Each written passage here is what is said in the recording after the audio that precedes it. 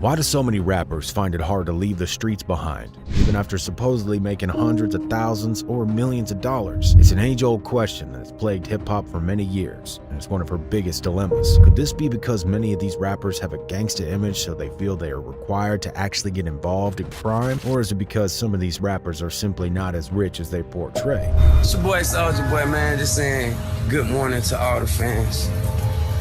Spent 6 million.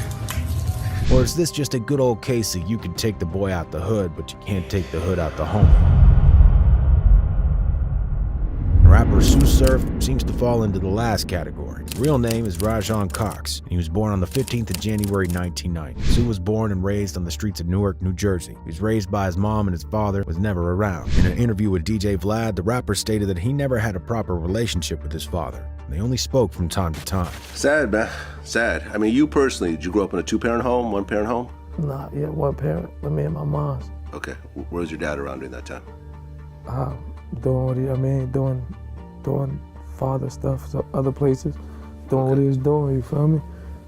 So did you have a relationship with him at all or not really? Yeah, we spoke, you feel me? We spoke. Like, I mean, I wasn't act like he was one of them, you know, I ain't never seen my dad. Tsu was one of those rappers who knew from a very young age that he wanted to be a rapper. His passion for hip-hop was further inflamed by his mom when she brought him a karaoke machine. You'd probably say that the karaoke machine helped him hone his skills when he was just a kid. Tsu never let it out of his sight. The rapper even stated that his 8th grade yearbook simply said rapper because that's what he always wanted to do. But unfortunately, as much as rap was always his passion, Tsu was also exposed to a life of violence and criminal activities at a very young age. A young Tsu Surf witnessed his first murder when he was just 13 years old. This was also the time that he joined the Rollin' 60s neighborhood Crips. During this period, Tsu was shuffling high school responsibilities alongside a life on the streets. Tsu attended Westside High School, graduated at the age of 17. But about a year after he graduated from high school, Tsu caught his first run-in with the cops when he was 18. He was arrested for an illegal gun charge and sentenced to spend 3 years in prison. However, the rapper decided to fight the case. Therefore, he spent the first year of his sentence in Essex County Jail while fighting the verdict. He spent the second year out on bail before he was eventually agreed to serve his sentence and spent 20 months in prison. But it was while he was on bail for this charge that he delved into battle rapping. In 2010, Tsu made his Ultimate Rap League debut in a battle against rapper Young Ill. This surely improved his rap skills, as Tsu stated that he was known as the best rapper in the penitentiary when he was eventually starting to serve his sentence, and also while serving time that Tsu became a father. His baby mama gave birth to a girl while he was out of prison, but Tsu didn't get to see his daughter until she was 3 months old, as that was when he was finally released. Meeting his daughter definitely changed Tsu and made him a better man. He realized that he can make more of his life by focusing on spitting bars rather than on the life on the streets. So the New Jersey rapper stayed out of trouble for a long time. Instead, Tsu Surf focused on his career as a battle rapper. He had a legendary battle against Hitman Holler.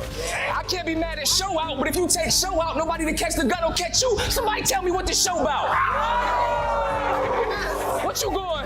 What you going slide up on me like baggage claim remixed and clap me and kill? Wait a minute, your little brother took the tab on that bill.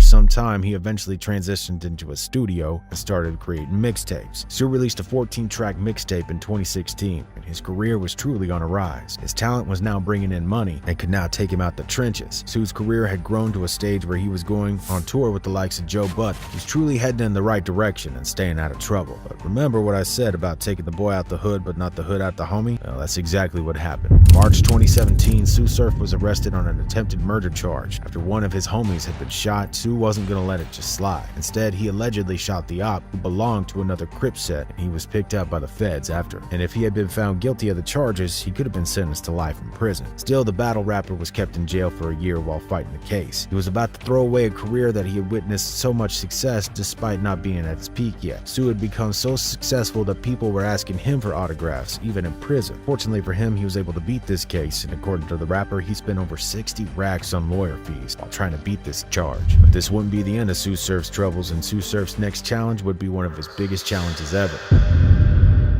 Tsu caught lacking while driving to his op's hood. Tsu states that he was dropping a friend off and not there to cause any trouble, but that didn't stop the ops from gunning for his life. Tsu Surf was waiting at the traffic light to go green when the area turned into a war zone. From the passenger seat of the third car behind Tsu's car, the shooter came down from the car and headed for Tsu's vehicle. Tsu only realized his life was in danger when the bullets started flying into his car from the passenger area. You know what I mean? That first bullet hit me, and you start thinking like, what the damn, it's my time? Oh shit. oh, this what you've been thinking about all your life. Because, you know what I mean, if you're a street nigga, like, every that's been in the street, think about that shit. Like, you think about, because all the homies go and people die and ops die and other niggas die, you think like, damn, you feel me, like how my shit gonna end? Tsu caught 5 bullets as he was shot twice in the ribs, twice in the stomach, and the last bullet piercing through his arm. You know what I mean? So after that first shot, that shit like, damn, this how it's gonna end right here? And then everything just picked back up. Boom, boom, boom, boom. You know what I mean? Everything else is just fast motion. You know what I mean? Tsu Surf was now covered in his own blood, while wheezing for air and breathing shakily as he saw his life fleeing from his body, but that didn't stop him from trying to survive. He managed to stumble out of the car as the shooter sped off from the crime scene. Tsu eventually picked himself up as his body started to go into shock. Desperate, almost lifeless, and using his instincts as only his fuel, Tsu started swinging his arms at the doors of the car trying to drive past him, while the drivers also swerved past him like a bloodied obstacle they had to escape. Tsu was eventually able to drag one door open and slip into the vehicle, and thankfully the driver agreed to drop him at the hospital. I'm trying to like pull at car doors as I'm running, and like cars swerving around me and shit, you know what I mean? Or whatever, and then I grab one car door and the door open, and I just fall inside and shit. I'm like, yo, I just fall in the car. I'm like, yo, could you take me to the hospital? He like, look, I ain't from around here. I just got off on the wrong, you know what I mean, wrong exit. Okay. I don't know where no hospital at, you know what I mean? But if you tell me where you gotta go, I'll take you. After Tsu Surf got to the hospital, he had to undergo surgery and required 37 stitches to help him survive. Can you actually show that, or?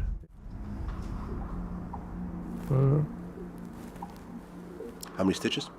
It's like 37, some shit like that. Okay, so at that point, I'm sure they put you under.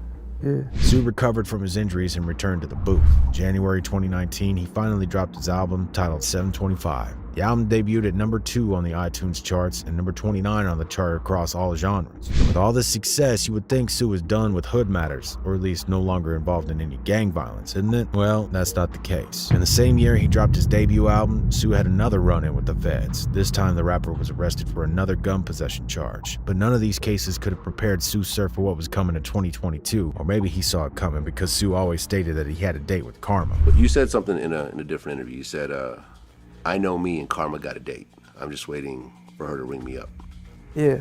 So that's what you were thinking? You just, yeah, well.